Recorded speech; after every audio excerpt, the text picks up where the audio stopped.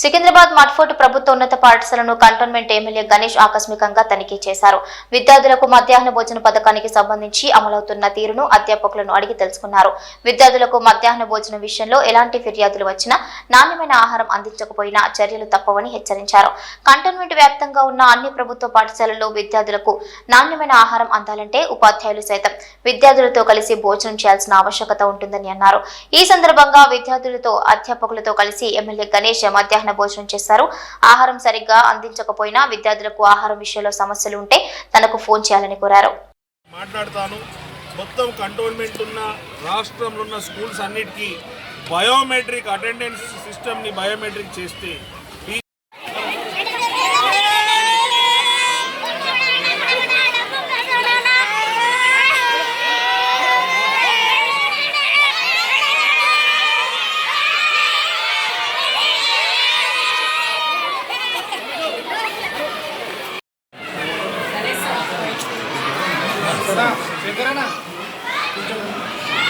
సుమారు 2 కోట్ల రూపాయలు మన ఎమ్మెల్యే ఫండ్స్లో స్కూల్స్కి ఇవ్వాలని ఉంది.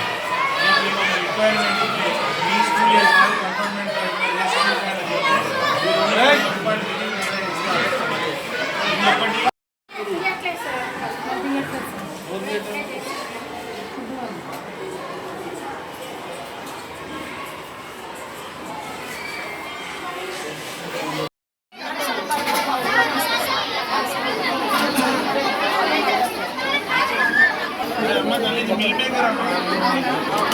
నీకేం అర్థమవుతుంది?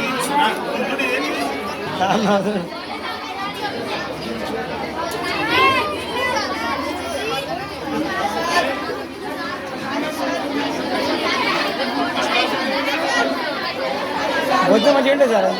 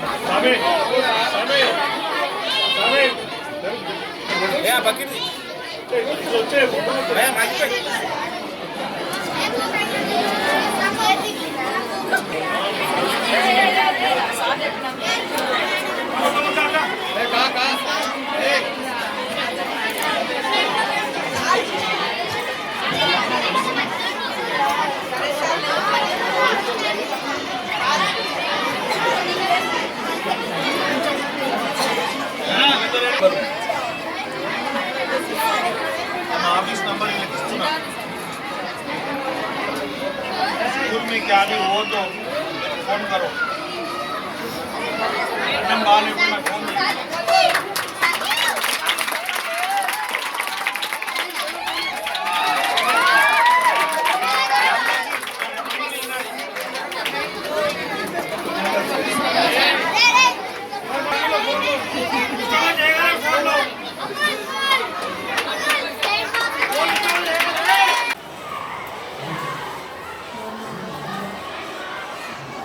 స్టేట్ గవర్నమెంట్ సీఎం గారు వచ్చిన తర్వాత డైట్ ఛార్జెస్ అనేసి పెంచారు కదా, పిల్లలకి మంచి పౌష్టికాహారం కల్పించాలని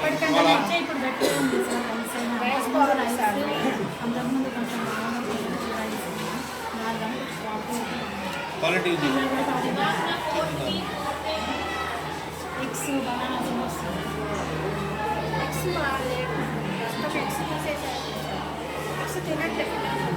మీరు వస్తున్నా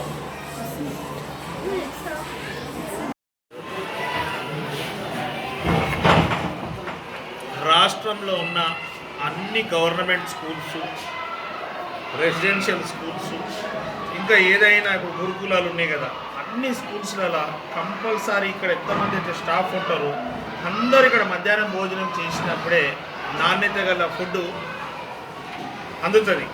ఎందుకంటే వీళ్ళు టీచర్స్ అంతా ఇంట్లోకి వెళ్ళి, స్టాఫ్ అంతా ఇంట్లోకి వెళ్ళి ఫుడ్ తెచ్చుకుంటే దీనికి జిమ్మేదారి ఎవరు? వీళ్ళు ఇక్కడ ఈ ఫుడ్ తింటలేరంటే అర్థమైంది వీళ్ళకి నమ్మకం లేనట్టే. వీళ్ళు కూడా ఇంట్రెస్ట్గా ఉన్నప్పుడే నాణ్యత గల ఫుడ్ వస్తుంది. గవర్నమెంట్లు ఎవరున్నా కూడా సిస్టంలో ఉండేది వీలే కాబట్టి సిస్టమైజ్గా నడవాలంటే వీళ్ళందరికీ కంపల్సరీ రూల్స్ పెట్టాలి.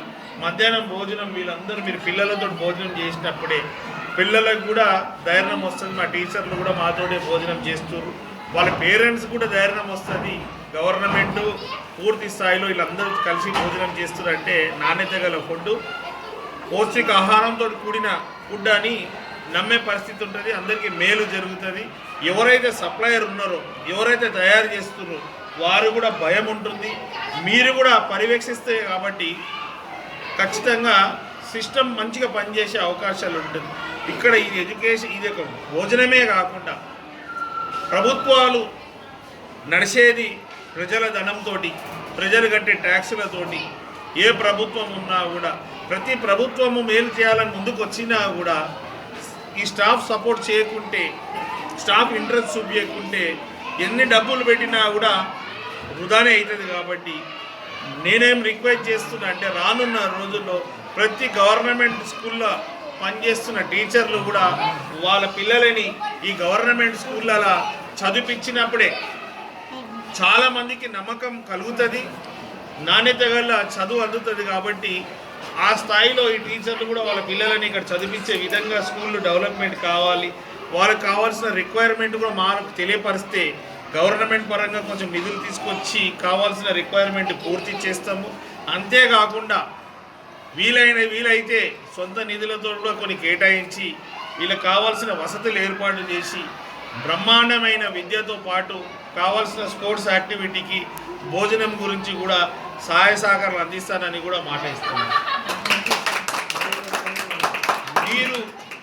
మీరందరూ మనమందరము మన పిల్లలను ఎంత ప్రేమతో చూసుకుంటామో, మన పిల్లలను ఎంత ప్రయోజకులు చేయాలని ఆలోచనతోటి ఆశతోటి మనం ఉంటామో, అదే మాదిరిగా మన దగ్గర చదువుకున్న పిల్లలందరూ మన పిల్లలుగా భావించినప్పుడే సక్సెస్ రేట్స్ ఎక్కువ ఉంటుంది. వాళ్ళకి అందే ప్రతి ఫలాలు కూడా ఖచ్చితంగా దక్కుతుంది. లేకుంటే కష్టమైన పరిస్థితి వచ్చినామా, మనం డ్యూటీ చేసుకున్నామా, పోయినామా అనుకుంటే మాత్రం ఎప్పటికీ ఈ సిస్టమ్ బాగుపడదు. సిస్టంలో ఎవరో ఒకరు బాగు చేయాలంటే మాత్రం మీ నుంచే స్టార్ట్ కావాలా. మీరు కూడా సొంత పిల్లలుగా చూడాల్సిన అవసరం ఉంది. నేనైతే ఈ మీడియా ద్వారా నేను అందరికీ విజ్ఞప్తి చేస్తున్నా. ఎంఆర్ఓ ఆఫీస్ కావచ్చు, బస్తీ దవాఖానా కావచ్చు, అర్బన్ ప్రైమరీ హెల్త్ సెంటర్స్ కావచ్చు, ఇట్లా స్కూల్స్ కావచ్చు. ఈరోజు నేను మట్ఫోర్డ్ స్కూల్కి వచ్చాను. నా కంటోన్మెంట్ కాన్స్టిట్యున్సీలు ఉన్న ప్రతి స్కూల్ వాళ్ళకి లో పనిచేసే వాళ్ళందరికీ నేను రిక్వెస్ట్ అండ్ మీకు రిక్వెస్ట్ చేసేది ఏంటంటే, మీరు ఎవరైనా కూడా మీ డ్యూటీస్ సరిగ్గా పని చేయకుంటే ఈ అన్ని డిపార్ట్మెంట్స్లో నేను ఖచ్చితంగా గవర్నమెంట్కు సంబంధిత అధికారులతో మాట్లాడి, మంత్రులతో మాట్లాడి మీకు మీ మీద కఠిన చర్య తీసుకునే దాకా చూస్తాను, చర్య తీసుకునే విధంగా చూస్తాను. ఎందుకంటే మీరు కరెక్ట్ లేకుంటే ఇంతమంది పిల్లల భవిష్యత్ గల్లంత అవుతుంది. వాళ్ళ ఆరోగ్యం కూడా అవసరం, వాళ్ళ యాక్టివ్గా ఉండడం కూడా అవసరం, వాళ్ళకు మంచి చదువు కూడా అవసరం. సుమారు కంటోన్మెంట్ నియోజకవర్గానికి వస్తే 10,000 మంది పిల్లలు మన గవర్నమెంట్ స్కూల్స్ మీద, రెసిడెన్షియల్ స్కూల్స్ మీద ఆధారపడి ఉన్నారు.